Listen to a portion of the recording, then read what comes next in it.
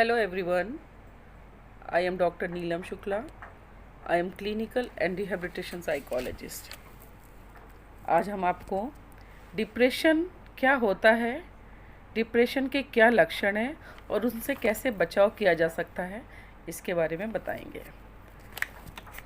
Depression जैसे कि हम जानते हैं, नॉर्मली भाषा में जानते हैं कि उदासी, निराशा, खिन्नता, अवसाद या मंदी, इस तरीके की कोई भी चीज़ें यदि लगातार कंटिन्यूअस हो रही होती हैं, उसकी वजह से हमारे बिहेवियर में चेंजेस होती है। जैसे लगातार यदि हमारा मन उदास है, किसी बात को लेकर, किसी चीज़ को लेकर मन अच्छा नहीं लग रहा है, किसी से बात करने का मन नहीं कर रहा है, चुपचाप रहने का मन कर रहा है, इसका मतलब है कि आपका मन बहुत उदास है।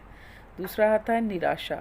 जब हमें लाइफ में बहुत सारे एफ़र्ट्स कर रहे होते हैं या हमने बहुत सारे प्रयास किए हैं, लेकिन हमें बार बार उसमें सफलता ना मिलकर असफलता का सामना करना पड़ता है, तो भी हमारे अंदर डिप्रेशन निवास कर सकता है। तीसरी चीज़ होती खिन्नता। कुछ भी अच्छा हो रहा हो लाइफ में, लेकिन फिर भी हमारा मन हर चीज़ों से खिन्न रहता है, मतलब अलग हट के रहता है। कोई कितना भी अच्छा हमारे लिए क्यों ना करे, फिर भी हमें अच्छा नहीं लगता है।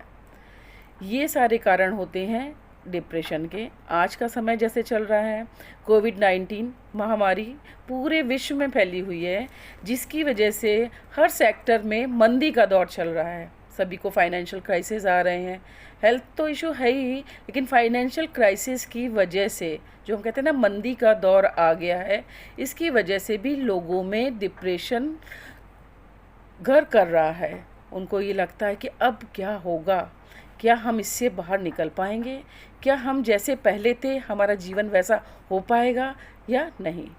तीसरी चीज़ें जो नेक्स्ट हम आपको बताएंगे कि ज़्यादातर लोग अल्कोहल और बहुत सारी दवाइयों का इस्तेमाल करते हैं। जैसे कुछ लोग एवरीडे अल्कोहल ले रहे थे, लेकिन इस समय कोविड-19 में सारी चीज़ें क्लोज़ हो गई। अब उनको अल्कोहल नहीं मिल पाई, जिसकी वजह से उन्हें रात में नींद नहीं आई।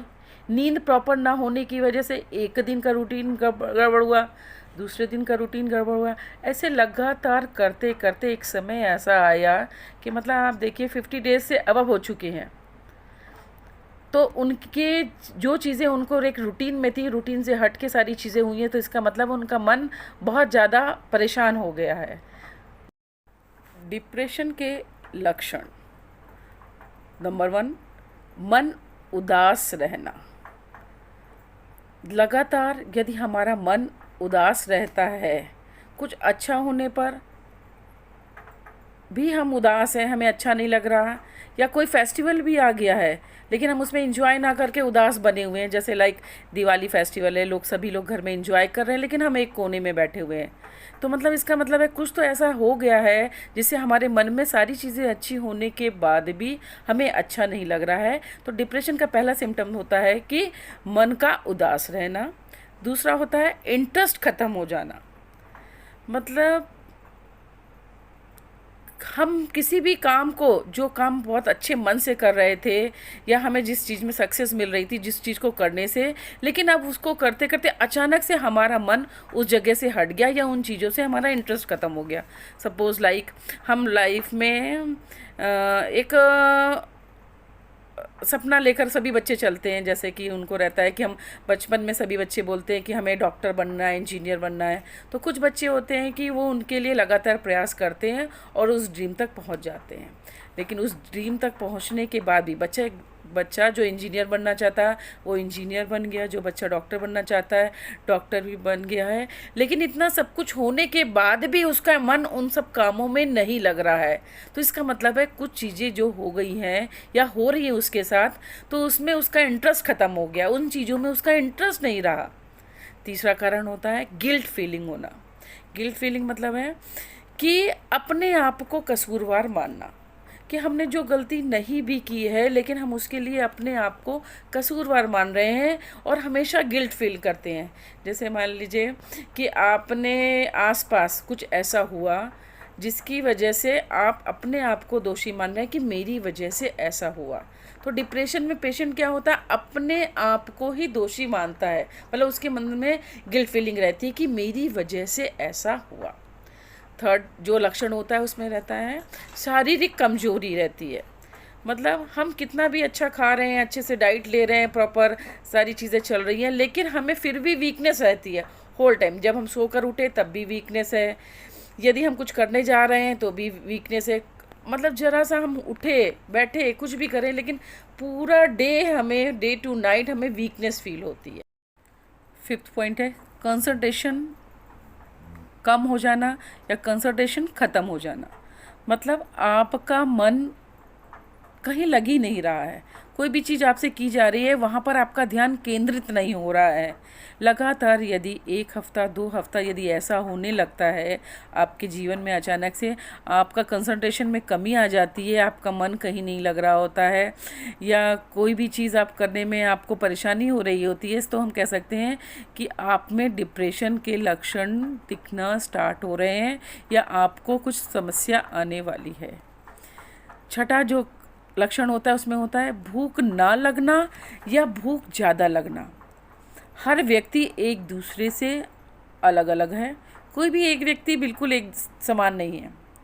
यदि कोई ज़्यादा बोलता है, कोई कम बोलता है, तो और कोई ज़्यादा हंसता है, कोई कम हंसता है। इसी तरीके से भूख का भी है, किसी को गुस्सा आने में बहुत ज़्यादा भूख लगती है, किसी को गुस्सा आने में भूख नहीं लगती है। तो ऐसे डिप्रेशन में भी होता है। पेशेंट यदि डिप्रेशन में है या उसका मन अच्छा नहीं है, मन उदास है, या तो वो कम खाएगा या वो ज़रूरत से ज़्यादा खाएगा। तो एक लक्षण ये भी हो गया कि भूख में बदलाव होना, या भूख कम लगेगी या भूख में वृद्धि हो जाएगी, मतलब भूख ज़्यादा लगेगी। नेक्स्ट जो 7th लक्षण होता है वो होता है नींद कम हो जाना। डिप्रेशन एक ऐसी बीमारी है जिसमें पेशेंट की नींद धीरे धीरे करके कम हो जाती है। जैसे वो पहले 8 घंटे सो रहा होता है, धीरे धीरे ऐसा होता है वो 6 घंटे सोने लगता है। अलार्म लगा दिया है, मान लीजिए किसी ने अलार्म को सेट कर दिया है कि हम रात में 11 बजे सोए, सुबह हमें 5 बजे उठना है या सुबह 7 बजे उठना है, तो बिफोर अलार्म बजने से पहले ही वो उठ जाता है। तो इसमें यह कि नींद की कमी हो जाती है, हम जितना हमें नींद लेनी चाहिए उतनी नींद ना लेके नींद में कमी हो जाती है। तो डिप्रेशन में पर्सन की क्या होती है, नींद में कमी आ जाती है। और नींद में कमी के साथ ऐसा होता है कि यदि मॉर्निंग में कभी कभी होता है पूरी रात हमें नींद नहीं आई, और नींद आई तो नींद आई और फिर टूट गई, फिर हम जगे, फिर सोए, फिर जगे, फिर सोए। ऐसा भी होता है कि आपको नींद आ रही है और नींद नहीं भी आ रही है। नींद का क्रम जो होता है वो बिल्कुल सिस्टम में ना रह के बार बार नींद आपकी ब्रेक भी हो जाती है। तो नींद भी एक बहुत बड़ा कारण है डिप्रेशन का। फिर होता है जो 8वां कारण लक्षण है वो होता है कि इसमें व्यक्ति अपने आप को कैसे नुकसान पहुंचाना है इसके ही विचार उसको आते हैं। बहुत सारी मानसिक बीमारियां हैं, लेकिन डिप्रेशन एक ऐसी मानसिक बीमारी है जिसमें पेशेंट को अपने आप को कैसे हार्म पहुंचाना है या उसे अपने आप को कैसे चोट पहुंचानी है इसके विचार आते रहते हैं। उसको लगता है कि आसपास जो कुछ भी हुआ या कोई भी चीज़ घटित हुई है तो उसका रीज़न वो है, तो उसे लगता है कि हम दूसरों को ना चोट पहुंचाकर मुझे अपने आप को चोट पहुंचानी चाहिए। तो इसलिए वो ऐसे विचार उसके मन में आते हैं कि अपने आप को हमें कैसे ख़त्म करना है। ये तो हो गए लक्षण, लेकिन ये होता है कि ये बीमारी क्यों होती है, डिप्रेशन आखिरकार होता ही क्यों है, क्यों हो रहा है ये डिप्रेशन। तो इस बीमारी जो डिप्रेशन है इसकी वजह है, इसके बीमारी की ये 2 कंपोनेंट की वजह से होती है। 2 कौन से कंपोनेंट होते हैं, फर्स्ट होता है बायोलॉजिकल कॉजेज़ और दूसरा होता है आपका साइकोलॉजिकल कॉजेज़।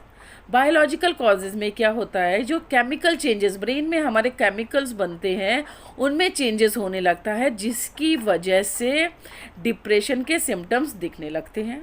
लाइक ब्रेन में डोपामाइन सेल की डिफिशिएंसी हो जाती है, तो उसकी वजह से हमारे ब्रेन में जब इसकी डिफिशिएंसी हो गई है तो इसका मतलब है कि डिप्रेशन का जो चेंजेस है वो होता है बायोलॉजिकल, मतलब केमिकल की कमी की वजह से डिप्रेशन का होना। दूसरा होता है साइकोलॉजिकल कॉज। साइकोलॉजिकल कॉज में ऐसा होता है कि लाइफ में बहुत सारी सिचुएशन ऐसी आती हैं, मतलब लाइफ में ऐसी बहुत सारी परिस्थितियाँ आती हैं जिनमें हम बैलेंस नहीं कर पाते हैं।